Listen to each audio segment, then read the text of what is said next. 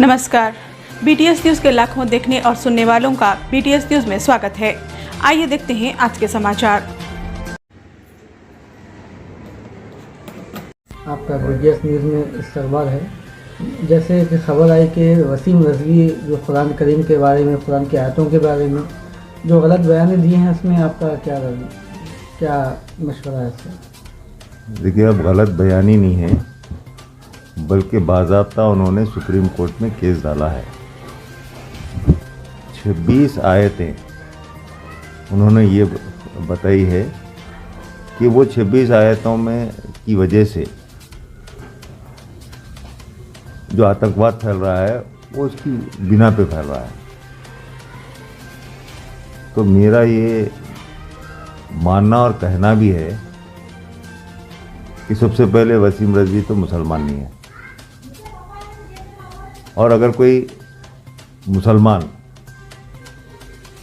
कुरान के ताल्लुक़ से या कलमे के ताल्लुक़ से बात नहीं कर सकता। ये सच है कि मुसलमानों में 72-73 फ़िरक़े हैं, लेकिन वो तमाम फ़िरक़ों का एक ही कलमा है और एक ही कुरान है। उसमें कोई तज़ाद या दो राय नहीं है। अब ये वसीम रज़वी शायद कोई 74वां फ़िरक़ा बन के आने की कोशिश कर रहे हैं, तो मुसलमानों का तो फ़िरक़ा बन नहीं सकते उन्होंने, क्योंकि मुसलमानों में जो कलमा और कुरान एक नहीं है, तो वो 72-73 में तो आ नहीं सकते। जैसा कि अहमदिया फ़िरक़े को खारिज किया गया इस्लाम से। क्यों? कि कलाम यानी आपके कुरान और कलमा, जहाँ पर कोई भी फिर यानी इन फ़िरक़ों में से अगर तज़ाद पैदा करता है तो वो मुसलमान बाकी नहीं रह सकता। बहुत अफसोस होता है ये चीज़ें देखकर, क्योंकि आप तो मीडिया के हैं। मीडिया अपना पीआर बढ़ाने के लिए कई चीज़ें करता है, क्योंकि उसके चैनल का पीआर बढ़े, उसका न्यूज़ का पीआर बढ़े। ठीक है, वो मीडिया की हद तक अच्छी बात है, लेकिन एक मज़हब के मामले में सियासी फील्ड में भी पीआर लोग बढ़ाते हैं, वो भी ठीक है। एक सियासी लीडर पीआर बढ़ाता है, लेकिन मज़हब के मामले में पीआर नहीं होता है, जो वसीम रज़वी कर रहे हैं। कंटिन्यूअसली उनका यही है। सबसे पहले मैं ये कहूँगा कि लोगों को कुछ गलतफहमी है कि उनका ताल्लुक़ भारतीय जनता पार्टी से है। सरासर गलत, बिल्कुल गलत है, क्योंकि 15 साल से वक्फ बोर्ड के चेयरमैन बन के बैठे हैं। समाजवादी पार्टी की गवर्नमेंट में वो चेयरमैन रहे, बहुजन समाज पार्टी की गवर्नमेंट में वो चेयरमैन रहे, लेकिन भारतीय जनता पार्टी की जब सरकार आई, योगी जी की जब सरकार आई, immediately UP central Shia Waqf board, UP central Sunni वक्फ बोर्ड, ये दोनों बोर्डों को सुपरसीड किया गया। दोनों बोर्ड के चेयरमैन हाई कोर्ट गए, वहाँ से स्टे लेके आकर बैठे। अब उसके बाद वसीम रज़वी के तो आप ये तो हद हो गई है। इन हद से पहले यानी उन्होंने कभी राम मंदिर के मसले में, कभी किसी मसले में जिस तरीके से चलाए हैं, तो उनको शायद ये महसूस हुआ होगा कि ये चीज़ें करने से भारतीय जनता पार्टी खुश होगी, या भारतीय जनता पार्टी इन बातों से खुश होगी।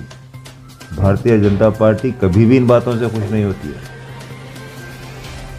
भारतीय जनता पार्टी में 1980 से फॉर्मेशन से मैं काम कर रहा हूँ, लेकिन भारतीय जनता पार्टी में हमसे सवाल किया जाता है कि आप नमाज़ पढ़े नहीं पढ़े, आप रोज़ा रखे नहीं रखे, आप टोपी क्यों नहीं पहनते। ये भारतीय जनता पार्टी के हिंदू लीडर सवाल करते हैं हमारे। क्योंकि Bharatiya Janata party secular party है। इन्हें वहाँ पर हिंदू मुस्लिम सिख ईसाई नहीं, हर एक वेलकम है, क्योंकि भारत की जनता की पार्टी है वो। वहाँ पर हिंदू पार्टी बोल के नहीं है। मैं भी काम कर रहा हूँ, मुसलमान हूँ, फार्मेशन से काम कर रहा हूँ, तो वहाँ पर हमारे को मज़हब पर पाबंद रहने की हिदायत दी जाती है कि आप अपने मज़हब पर कायम रहना। तो आज जिस तरीके से वसीम रिजवी अगर ये समझता है कि इन बातों से भारतीय जनता पार्टी खुश होगी, तो उसकी गलतफहमी है। भारतीय जनता पार्टी कुरान के ताल्लुक से बोलने वालों को भी नहीं बख्शेगी। भारतीय जनता पार्टी गीता के ताल्लुक से बोलने वालों को भी नहीं बख्शेगी। भारतीय जनता पार्टी बाइबल के ताल्लुक से बोलने वालों को भी नहीं बख्शेगी। किसी को नहीं बख्शेगी भारतीय जनता पार्टी। और भारतीय जनता पार्टी ऐसे दलालों से कभी खुश नहीं हो सकती। और दूसरी चीज़ ये है कि अभी ministry of minority affairs government of India की तरफ से एक जांच कमेटी बनाई गई UP central Shia Waqf board के लिए, जिसमें मैं भी एक मेंबर हूँ। हम पूरी जांच करने के बाद रिपोर्ट रेडी हो गई है हमारी। बहुत जल्द समझो सेंट्रल वक्फ काउंसिल के इजलास पे आ जाएंगे। और हमारे जो चेयरमैन हैं अली जनाब मुख्तार अब्बास नकवी साहब, उनको इत्तला दे दी गई है उसकी, और काउंसिल की मीटिंग में आ भी जाएगी। मैं जो देखा हूँ UP central Shia Waqf board की हाल बहुत बुरा हशर है। पूरा शिया वक्फ बोर्ड की प्रॉपर्टीज़ को बर्बाद कर दिया ये वसीम रिजवी। हमारी इंक्वायरी के हिसाब से बर्बाद कर दिया इन्हें। और हद ये है कि वहाँ पर 14 एम्प्लॉयज़ है, उनको करीब 3 साल से तनख्वाह तक नहीं मिल रही है। तो कहाँ जा रही वो आमदनी, कहाँ गई? और शिया यतीम खाना जो लखनऊ का है, उस पर तकरीबन प्रॉपर्टी पे कब्जा करके बैठा है, कुत्ते पाल रहा है, क्योंकि इन्हें भी एक कुत्ता है ना, तो कुत्ते पालेगा, तो वो इसका काम है। और सुनने में ये भी आया है कि एक बहुत कम उम्र लड़की को ये बंदी बना कर रखा है, कैद करके रखा है। तो ऐसे किरदार वाले लोग, ऐसे समझो निचली सतह के लोग, और वक्त की इमलाक की तबाही और बर्बादी का जिम्मेदार जो कि खुदा और रसूल की अमानत है, वैसे चीज़ की बर्बादी करने वाला एक मामूली कुत्ता इन्हें इतनी बड़ी बात करता है कुरान के ताल्लुक से, उनकी आयतों के ताल्लुक से। मेरा यकीन है कि अल्लाह इसको नीस्तो नाबूद करेगा। और मैं तमाम फिरक़ाजात, 72 फिरक़े हमारे पास जितने भी हैं मुसलमानों में फिरक़े, मैं हर फिरक़े के आलिम दीन उलमा से मैं ये ख्वाहिश करूँगा कि इसके ताल्लुक से सख्त कार्रवाई करें, क्योंकि इस्लाम की छवि, मुसलमानों की छवि ऐसे कमीने की तरफ से मुतासिर हो रही है। तो इसके खिलाफ तमाम उलमा, शिया, सुन्नी, मालिकी, शाफई, हम्बली, बोरा, जितने भी हैं, तमाम फिरके एक साथ होकर इसके खिलाफ कार्रवाई करनी चाहिए। इसी के साथ ही ये समाचार समाप्त होते हैं। दुआ और उम्मीद यही कि आप जहां कहीं भी हों खैर आफियत से हों, आपकी हर सू खुशगवार हो और हर खुशगवार सू का अंजाम बखैर हो। इन्हीं दुआओं के साथ मुझे और मेरी टीम को दीजिए इजाज़त। देखते रहिए BTS न्यूज़। सब्सक्राइब और लाइक करना ना भूलें। तब तक के लिए जय हिंद।